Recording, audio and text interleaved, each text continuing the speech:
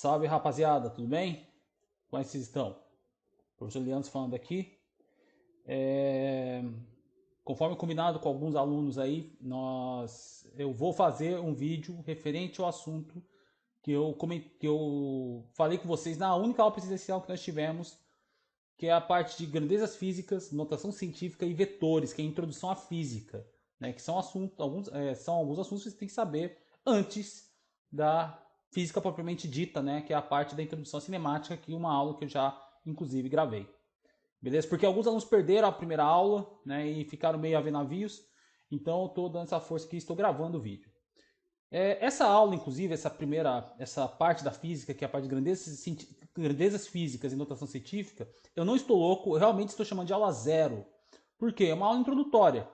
É uma aula que você já deve ter visto em matemática, né? A parte de grandezas físicas, né? Tempo, massa, temperatura, isso vocês já viram lá em matemática já. Né? Inclusive desde o ensino fundamental, né? Que as unidades de tempo, massa, temperatura não muito, mas eu tenho certeza que massa e tempo sim, né? As unidades e seus múltiplos e submúltiplos, ok? E a notação científica ela também, possivelmente já deve ter visto no ensino fundamental, alguns sim, outros não, né? Então, para aqueles que não tiveram essa base de notação científica, eu vou apresentar porque é uma ferramenta importante, ajuda muito na hora de resolver contas na física. Beleza, galera? A parte a que eu chamo de aula 1, que é a parte de vetores, eu vou ver se eu consigo. Eu vou dividir, né, essa introdução, né, essa primeira aula introdutória, eu vou dividir em duas partes, beleza? Então, essa primeira parte aí da aula introdutória vai ser só grandezas físicas e notação científica, ok? Primeiramente, a gente vai definir o que é uma grandeza física, gente. Grandeza física é tudo aquilo que pode ser medido e quantificado, ok? Numericamente. Por exemplo, quando eu falo assim que o tempo que eu levei para ir daqui até a cidade foi de, vou dar um exemplo, 15 minutos.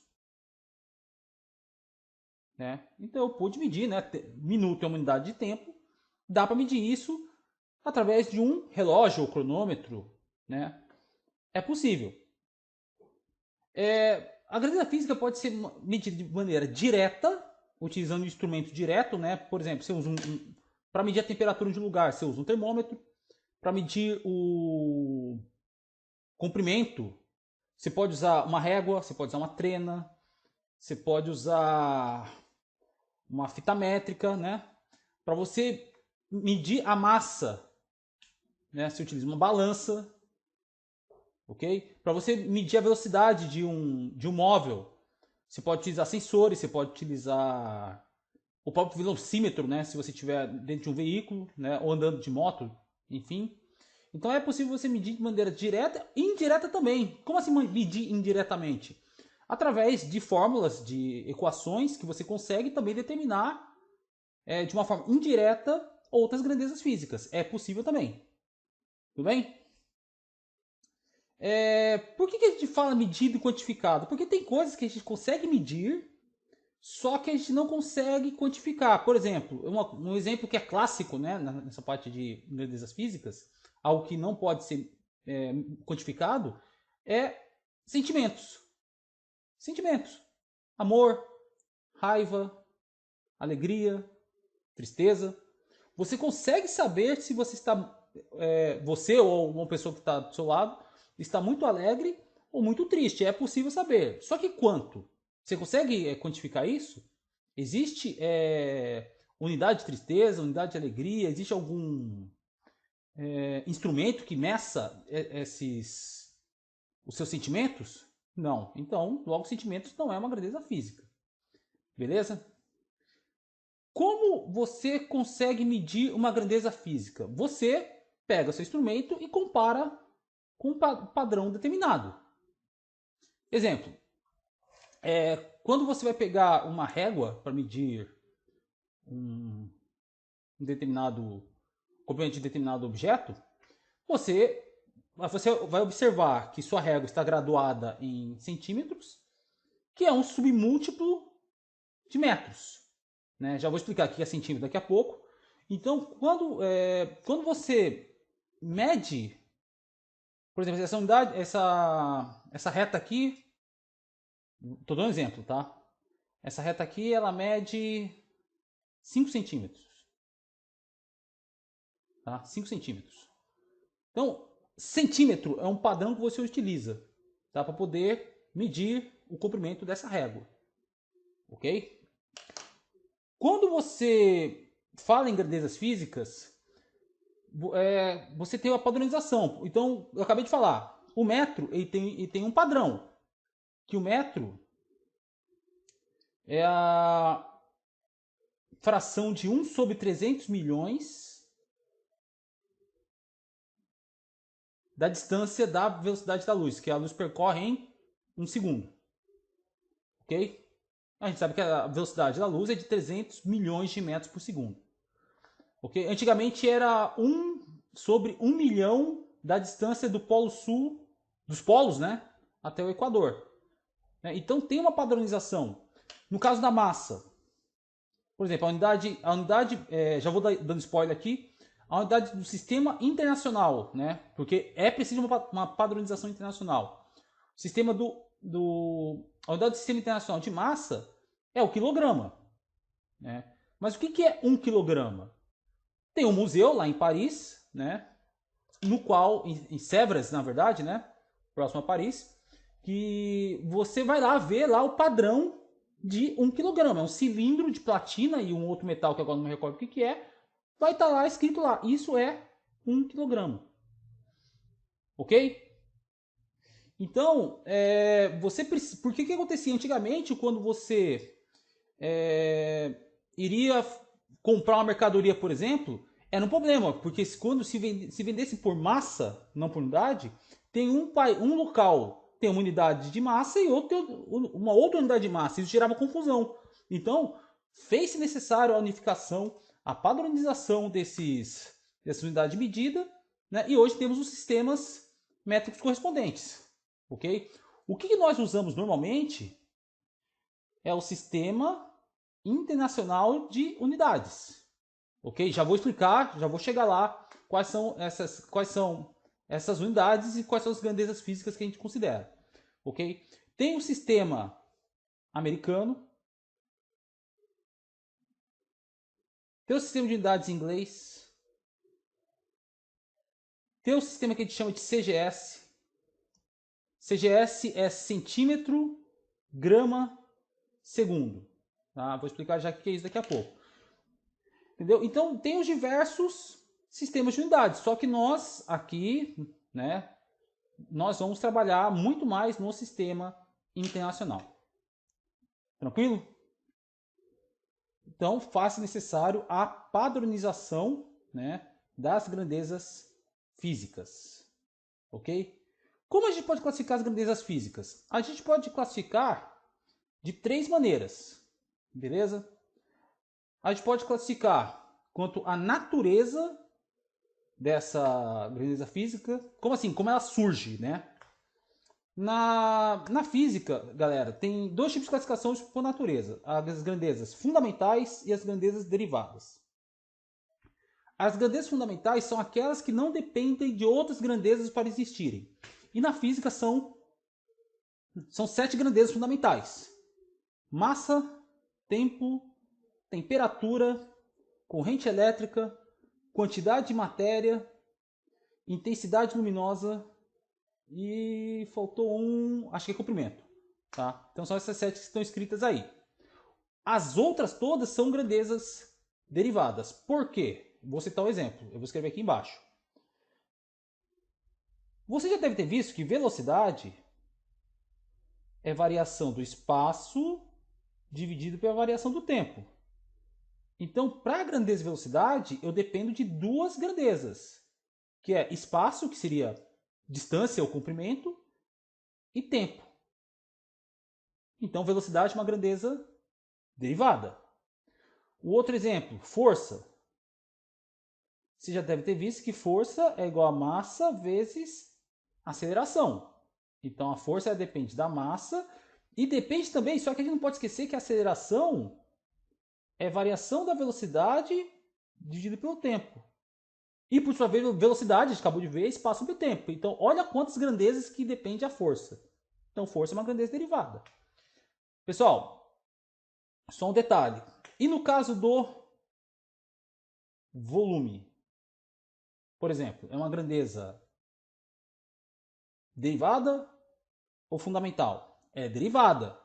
Porque quando a gente pega, por exemplo, um paralelepípedo e a gente quer medir o volume dele, é o produto das três dimensões do paralelepípedo. Comprimento vezes largura vezes altura. A vezes B vezes C. Então você vai ter metro vezes metro vezes metro, que é igual a metro cúbico.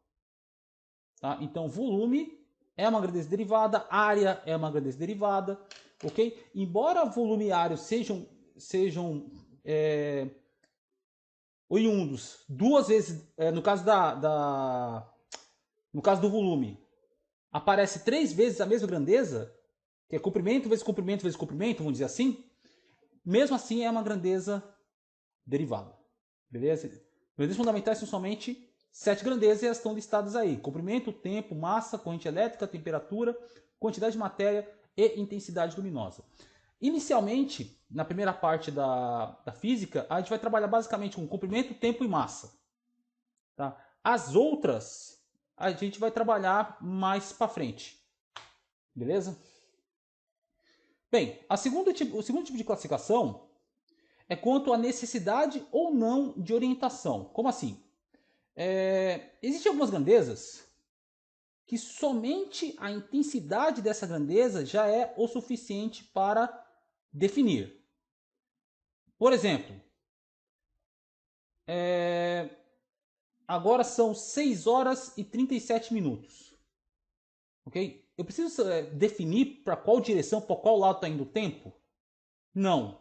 Então o tempo não precisa não precisa ter direção e sentido para definir totalmente essa grandeza. Outro exemplo, eu tenho a minha massa, não é peso, minha massa, peso e massa são duas coisas diferentes. Minha massa é de aproximadamente 93 quilos. 93 quilogramas, desculpa. 93 quilogramas para cima, para baixo, para o lado, para o outro? Não, não precisa. Tem 93 quilogramas e acabou. Não precisa orientação para onde está indo minha massa. Então, esses tipos de grandezas que precisam apenas do valor numérico e da unidade para serem definidas são chamadas de grandezas escalares. Grandezas escalares. Somente a unidade e o valor numérico são suficientes para definir essa grandeza. Em contrapartida, as grandezas que precisam da direção e sentido que são atuantes são chamadas de grandezas vetoriais. Por que grandezas vetoriais? Porque você precisa de uma ferramenta que indica direção e sentido de uma grandeza e essa ferramenta chama-se vetor. Tá? Então, o vetor ele faz necessário, ele é obrigatório nas grandezas vetoriais. Exemplo. Um corpo ele se move a 5 metros por segundo. É o suficiente? Não. Eu tenho que saber para onde o móvel está indo com essa velocidade. Vou dar um exemplo. Vamos supor, da esquerda para a direita. Minha velocidade é de 5 metros por segundo. Agora está completo. Então, 5 metros por segundo indo da esquerda para a direita. Ok? Então, as grandezas vetoriais, a segunda parte da aula eu falo somente de vetores. As grandezas vetoriais precisa de orientação na qual a grandeza atua. Beleza? E tem uma terceira classificação que é a presença ou não da unidade. Exemplo, tem dois tipos de classificação, desculpa. Grandezas dimensionais e grandezas adimensionais. Grandezas dimensionais precisa do valor numérico e da unidade. Exemplo, acabei de falar minha massa. Minha massa é de 93 kg. Eu tenho o valor numérico e tenho a unidade de massa, que é quilograma. Ok? Massa, tempo, temperatura, corrente elétrica, que mais? Força, energia, potência. Nossa, tem uma infinidade de grandezas que precisa do número e da unidade da grandeza física, ok? Em contrapartida, existem algumas grandezas físicas que não precisa da unidade, que são chamadas de grandezas adimensionais. No caso da física do ensino médio, vou dar um exemplo aqui. Vamos lá. Índice de refração da luz. O que é índice de refração? Para quem não sabe o que é refração, gente, refração é quando a luz muda de meio. Ele sai de um meio e vai para outro. Exemplo, vamos supor que um raio de luz ele saiu do ar e aqui a parte de baixo seria água. Ele está atravessando uma fronteira física, né? Um meio. Né? Aí há a alteração da velocidade da luz. Né? Você tem uma velocidade da luz no ar e ele passa para a água. Né? Na verdade vai diminuir, né? A velocidade da luz na água é menor do que no ar. E dá aquele efeito que, por exemplo, quando você está na praia ou no rio, dá a impressão que a sua perna está fora do seu corpo. Né? Ou então quando você mergulha um lápis num copo transparente, parece que o copo está quebrado. Né? O copo não, que o lápis está quebrado. Né? Que uma partezinha do lápis está para frente. Então isso é chamado de refração da luz. É uma grandeza dimensional. Por quê? Porque o índice de refração da luz é quantas vezes a velocidade da luz é mais rápida do que a velocidade da... desculpa. É quantas vezes a velocidade da luz no vácuo é mais rápida do que a velocidade da luz no meio estudado, né? Velocidade da luz, gente, é dada pela letra C, tá? Então, a velocidade da luz é a velocidade de referência. Sempre ela vale 3 vezes 10 oitavos metros por segundo, né? E tem a velocidade da luz no meio estudado. Vamos supor, ele está indo do ar para a água, acabei de falar. Para efeitos de estudo, para efeitos didáticos, a velocidade da luz no vácuo... Gente, para quem não lembra o que é vácuo é a ausência de matéria. Tá? Ausência de ar, ausência de qualquer matéria. Ausência de qualquer matéria. Ok? Mas para fins didáticos, o ar, a velocidade da luz no ar é aproximadamente igual à velocidade da luz no vácuo. Ele sai do ar e vai para a água. Então você vai dividir uma velocidade por outra velocidade. Velocidade normalmente, a unidade é metros por segundo ou quilômetros por hora. Então eu vou dividir metros por segundo ou quilômetros por hora por quilômetros por hora. Simplifica, né? Com uma divisão de meias unidades, some a unidade. Então, o índice de refração da luz é uma grandeza adimensional. Na física, gente, não é somente não é somente os números que entram na conta, as unidades também, ok? Isso eu vou explicar com mais detalhes mais para frente. Beleza? Pessoal, nesse slide está o Sistema Internacional de Unidades. Eu apresentei as 7 grandezas fundamentais e cada uma tem sua unidade padrão, que é a unidade do Sistema Internacional. Ok? Comprimento, a unidade do Sistema Internacional é metro. O símbolo é M. Massa, a unidade é o quilograma. O símbolo kg. Tempo, a unidade padrão do Sistema Internacional é o segundo. Símbolo S. Né? Corrente elétrica, ampere, temperatura Kelvin, quantidade de matéria mol e intensidade luminosa candela. Intensidade luminosa, cara, a gente não vai ver nada. A gente nem na física do ensino. Assim, uma grandeza muito específica. Tá? É mais para quem vai trabalhar com engenharia elétrica. É... Vai, quem sabe arquitetura, né? Que apesar que arquitetura é mais a parte artística, né? Mas vira e mexe, como trabalha com melhoria de ambientes, também pode ser que veja.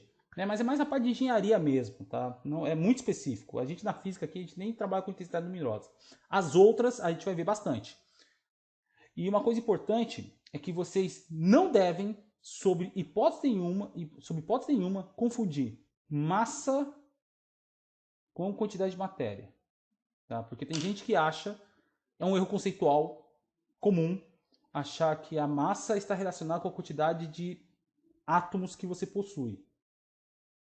Ok? São duas coisas totalmente diferentes. Massa eu vou explicar lá quando a gente está nas leis de Newton, né, que massa tem muito mais a ver com a inércia do que com quantidade de matéria. A quantidade de matéria é mol, é o número de átomos que você possui, que forma a substância estudada, enfim.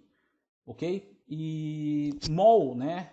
Um mol, ele corresponde a 6 vezes 10 elevado a 23 unidades de qualquer coisa. No caso de átomos, né? Um mol de átomos tem 6 vezes 10 elevado a 23 átomos. Tá? O mol, ele é mais trabalhado mais na química e no mundo subatômico, tá, gente? Não é comum a gente trabalhar no mundo macroscópico, né? Do que a gente enxerga. Ok? Mol vocês vão ver bastante em química. Beleza? Mas na física também, de vez em quando, vira e mexe, aparece, vão ver lá na parte de termodinâmica, que vocês, às vezes, vai precisar da quantidade de matéria. Ok?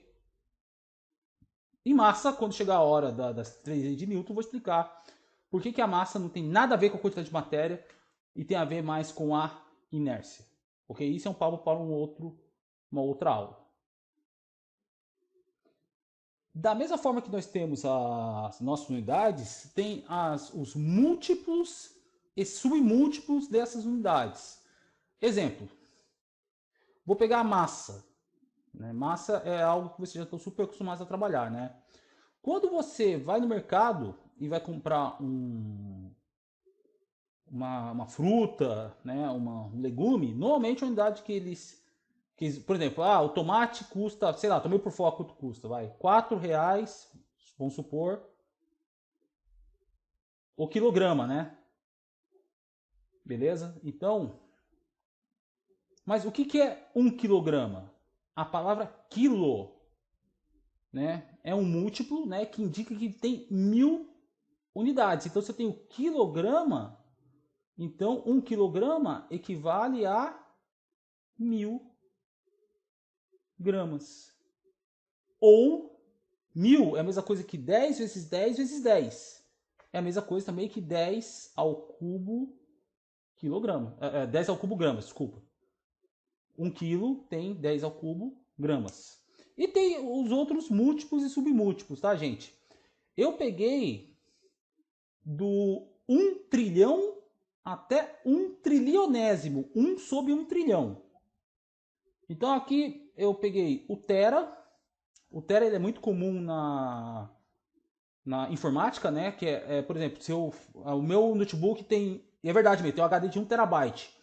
Byte é unidade de informação, né? Então cabe 1 trilhão de bytes, que é a capacidade de memória do meu HD, do meu notebook, por exemplo. Ok? Giga. O giga corresponde a 1 bilhão, que é a mesma coisa que 10 a nona. Não esqueça que 10 a nona, né, gente? É 1 seguido de 9 zeros, né? Por isso que é 10 a nona. Isso é super importante vocês guardarem. 1 gigabyte também aparece bastante em informática. 1 gigawatt, né? Que significa 1 bilhão de watts. Watt é uma unidade de potência. Tá? Potência que é a quantidade de energia num determinado intervalo de tempo. Beleza? A quantidade de energia que você consome num determinado tempo. Ok? Megawatt também, super comum. Então significa 1 milhão de watts. Então, 10 elevado a 6, né, gente? Porque é 1 seguido de 6 zeros, né? E tem o símbolo em maiúsculo. Quilo vocês já estão acostumados, né? Tem o K. O hecto a gente não usa muito. O hecto é mais para área, né? 1 hectômetro quadrado, né? Deca, né? 10 vezes, né? Então é DA. 1 decâmetro ou decamέτro, né? Quadrado. Decímetro é a 10ª parte, né? Então se é a 10ª parte é 1 sobre 10, né, gente? 1 sobre 10 é a mesma coisa que 0,1, é 1 décimo, né? Também conhecido como 10 elevado a menos 1. Por quê? Porque o 10 está no denominador, né? Se ele está no denominador, expoente negativo. Exemplo. 1 litro. 1 litro é 1 decímetro cúbico. Tá? É o nome oficial do litro. Ok? Centi é a 100ª parte, né? Então, o centi, ele corresponde a 1 sobre 100. Aqui tá errado, tá, gente? Faltou menos aqui, né? 10 elevado a menos 2. Por que 10 elevado a menos 2? Porque 1 sobre 100, o 100 é a mesma coisa que 10 vezes 10. E 10 vezes 10 é a mesma coisa que 10 ao quadrado, né? Então, 1 sobre 100 é igual a 0,01, que é igual a 10 elevado a menos 2. Faltou um menos aí, tá? Exemplo centímetro, né? Mili é 1 milésimo, né? 10 elevado a menos 3, né? É 1 sobre 1000, que é conhecido como 0,001. 1000 é a mesma coisa que 10 vezes 10 vezes 10, né, gente? Então é 10 elevado a menos 3. Tá? E assim por diante, né? O milho vocês já conhecem, né? Milímetro. O micro, né? Micro é 1 sobre 1 milhão. Então ele vem... Porque é 10 elevado a sexta, então é 0, aí aparece 0, 0, 0, 0. Na sexta casa vai aparecer o 1. É o 1 depois de 6 casas depois, 6 casas depois da vírgula. Né? É muito pequeno, é 1 sobre 1 sobre 1 milhão. E assim por diante até chegar no pico. Tá? E o símbolo, aqui por exemplo, eu falei do micro, né? Deixa eu só dar uma pausa aqui rápido. Se eu colocar aqui 6 micrômetros, ó, o símbolo do micro, essa letra grega aqui, ó, mi. Então, micrômetro. Então significa que é 6 vezes 10 elevado a menos 6 metros. Então é a mesma coisa que 6 vezes, como é 10 a menos 6, né? Então é 0, uma casa, 2 casas, 3 casas, 4 casas, 5 casas. O 1 vai aparecer na sexta casa depois da vírgula. 6 vezes esse número aqui é igual a 0,0000000. Opa, tem um 0 a mais. 6 metros. Porque o 6 vai aparecer 6 casas depois da vírgula. Na física, você não... Bem, muitas vezes você não vai precisar trabalhar com números tão grandes, né? Existe uma notação especial na física que nós usamos que facilita muito na hora de fazer contas. O que é a notação científica, que eu vou falar sobre ela neste momento. Pessoal, o que é notação científica? Então, a notação científica é uma ferramenta matemática que você pode utilizar para não precisar trabalhar com números muito grandes. Exemplo. Massa de um próton. 1,66 vezes 10 elevado a menos 27 gramas. Acho que é isso. Se não estiver enganado, é isso.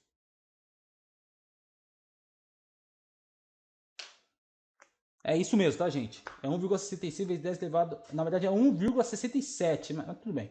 Vezes 10 elevado a menos 27. Então, o que significa isso?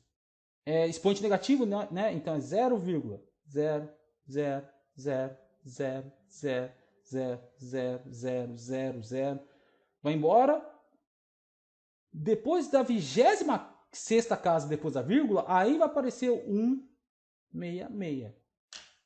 É um número super extenso. Então, para você não precisar ficar trabalhando com esses números aí muito extensos, você utiliza a notação científica, que é essa notação aqui, ó. Beleza? Vou dar um exemplo aqui. Eu vou pegar um número aqui da minha mente aqui. Eu vou pegar o número 1350. Eu posso escrever esse número em várias formas. Exemplo. 1350 eu posso escrever como 1350 vezes 1. Parece ridículo, mas eu posso escrever assim. Eu posso escrever 135 vezes 10. Eu posso escrever como 13,5 vezes 100. Eu posso escrever como 1,35. Na verdade seria 1,350, mas o zero aqui não preciso colocar, né? 1,35 vezes 1000. Eu posso escrever 1,135 vezes 10.000. Da mesma forma que eu posso escrever aqui também. Da mesma forma que eu estou crescendo aqui a potência de 10, eu posso diminuir. Por exemplo, eu posso chegar e fazer isso aqui também, ó. 13.500 vezes 0,1. 135.000 vezes 0,01, né? Aí, esses números aqui, ó,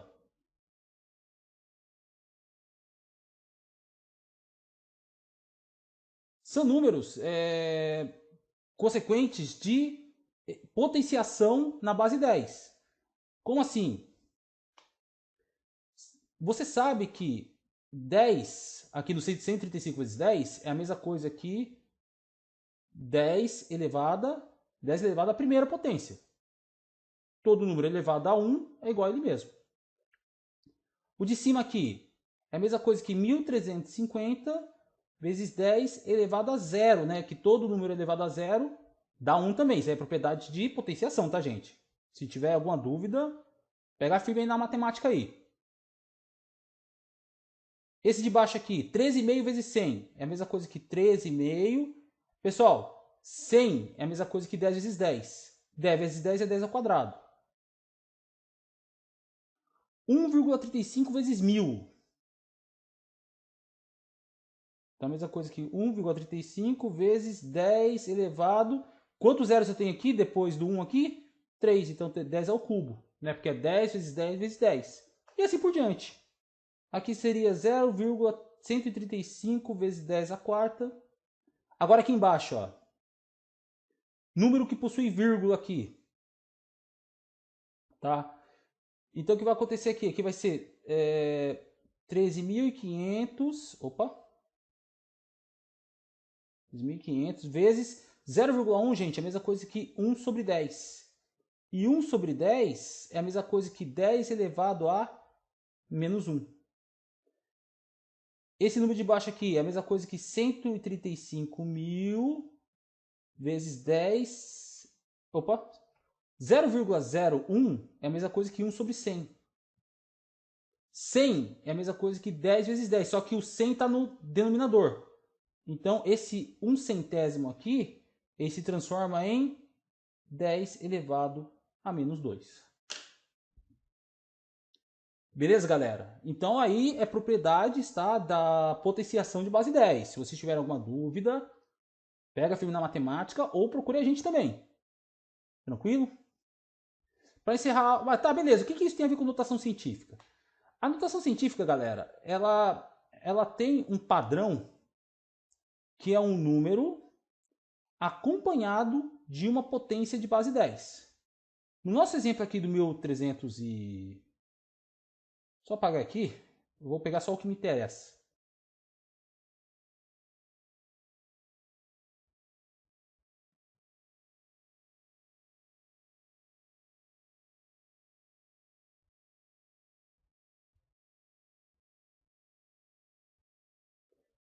A notação científica, ela tem uma maneira de ser escrita. Que qual é? É um número, que eu vou chamar de um número n,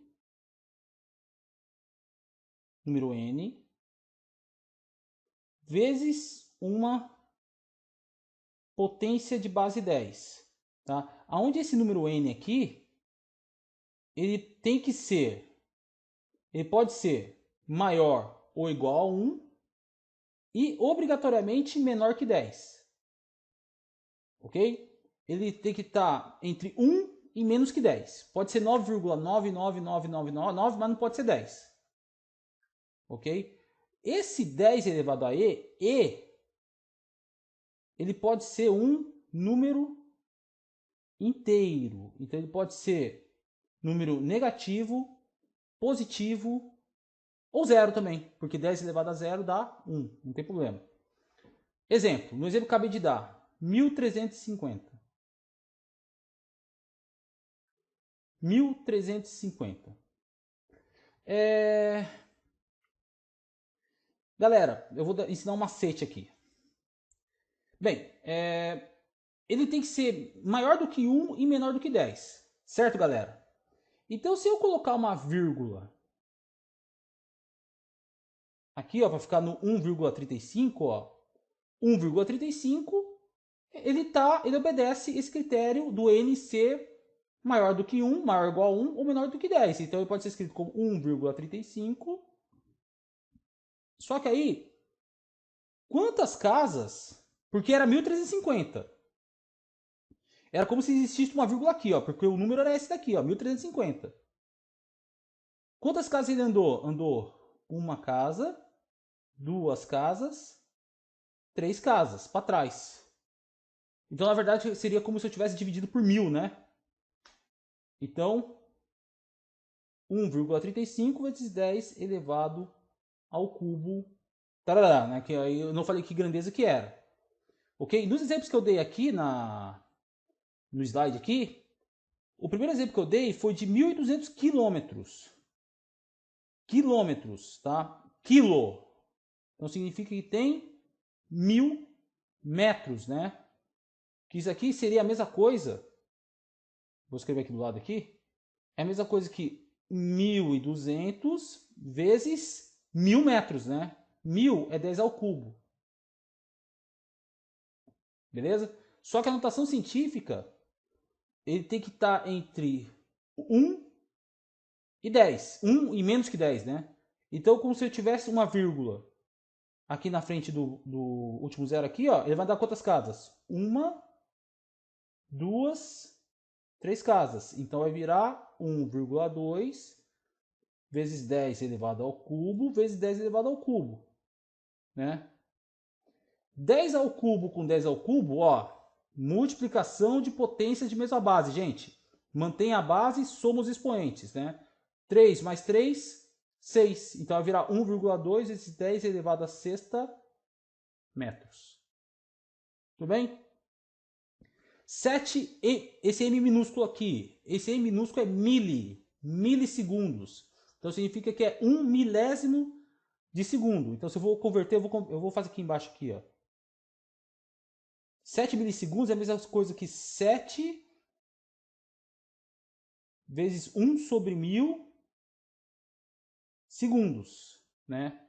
Então é a mesma coisa que 7 vezes 1000 é a mesma coisa que 10 ao cubo. Como o 10 ao cubo está aqui no denominador, então aqui vai ficar negativo, né? Então vai virar 7 vezes 10 elevado a menos 3 segundos. Beleza? E para encerrar aqui, que é a unidade de potência, 1,7 gigawatt. 1,7 giga. Giga é de bilhão, né? Então vai ser 1,7. Vou fazer aqui embaixo aqui, ó. Vezes 1 bilhão, né?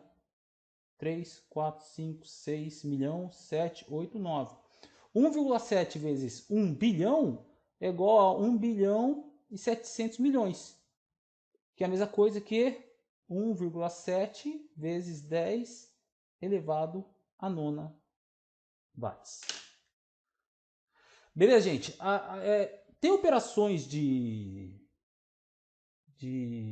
entre dois números que estejam de notação científica. Eu não vou entrar em muitos detalhes, senão o vídeo vai ficar muito longo. Mas à medida que for aparecendo ao longo do nosso curso aqui de física, eu vou explicando para vocês.